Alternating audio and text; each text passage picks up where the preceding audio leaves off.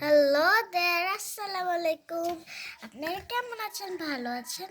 আমি খুব ভালো আছি। দেখুন দেখুন বুলবুল বুলবুলি পাখি এসেছে খাবার খাওয়ার জন্য। এগুলো হচ্ছে ভাত। দেখুন কি সুন্দর করে মিষ্টি করে খাচ্ছে। আমার তো খুব ভালো লাগছে এগুলো দেখতে। আপনাদের ভালো লাগছে? ভালো লাগলে অবশ্যই বলবেন। আরেকটা ওইটা কি পাখি?